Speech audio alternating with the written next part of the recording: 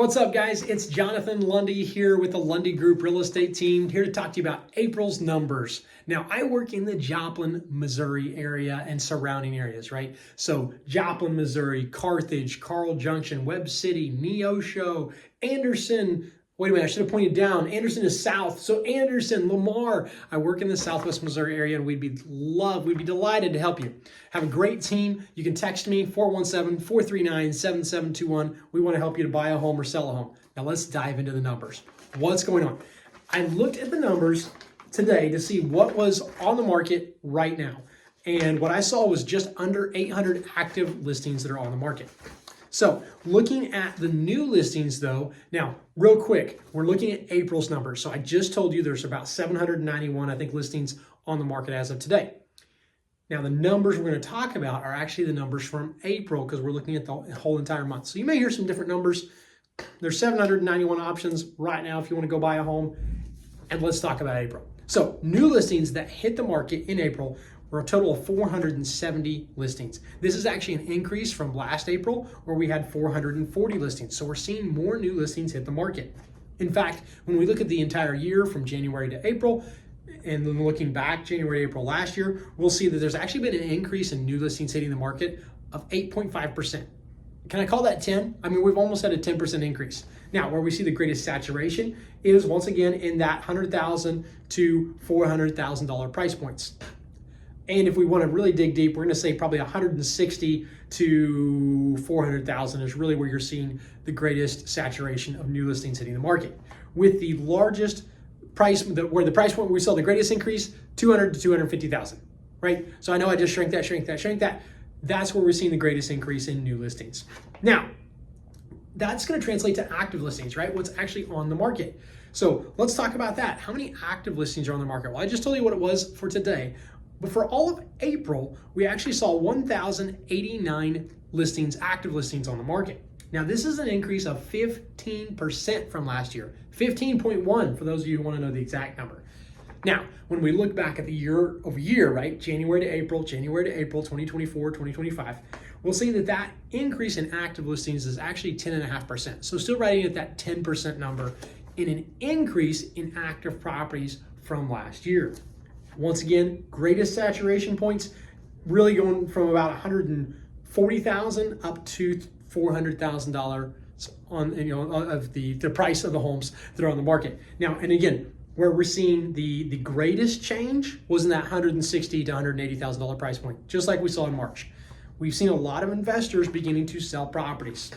Maybe that's what we're seeing here in the $160,000 price point. But we have noticed we're beginning to see more and more investors selling properties, maybe taking advantage of the fact that they bought them 2020, 2021, and now is a good time to sell. Now, let's talk about the fact that we've got more inventory. What does that mean? Well, it means we get to talk about that absorption rate.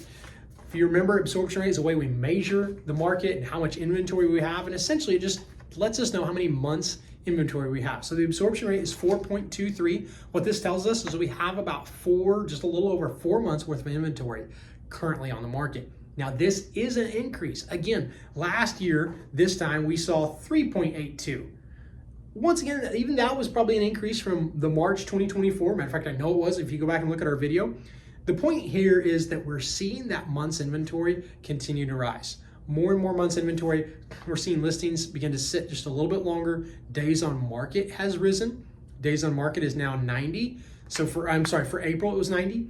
Year over year, actually, it was 93 days. In either case, it's an increase. And when we look at April to last April, it's a 15% increase. Listings are sitting just a little bit longer. There's more of them hitting the market. What's this do to price? Well, interestingly enough, price has actually continued to increase. Not at the 10% rate that we were seeing a couple of years ago. We actually saw that price has gone up year over year about 2%. Now, good news, April over April, actually it did have a great jump. April over April, we have a $233,479 average sales price in this April 2025. Last year, it was 9.48% less. So there we go, 10%, the right direction for prices. Again, year over year though, we do want to, when we look at January to April of 2024, January of April to April of 2025, you'll see that actually the numbers are, it's only a 2.8% increase.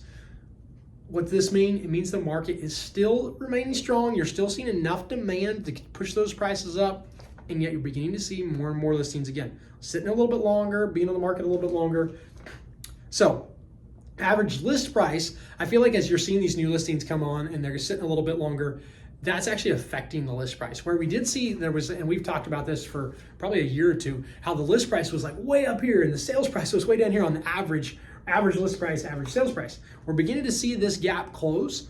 And in fact, the average list price is actually down 10% from the average list price last year. And today it's $238,365 in our market. Now, again, the April to April numbers are a little different than the year over year numbers, where we've actually seen a 0.8% increase when you consider January to April last year, January to April this year. So again, year over year, that number today is actually $249,947. Now let's talk about sold listings. I just told you new listings hitting the market. We talked about the active listings setting. We talked about days on market has increased. The absorption rate has increased. So let's talk about what's actually sold, right? So when we look back April last year, let's go April this year, we had 247 listings sell. That's actually down almost 5% from the year before. So once again, we're seeing some numbers that just say the market is slowing down a little bit.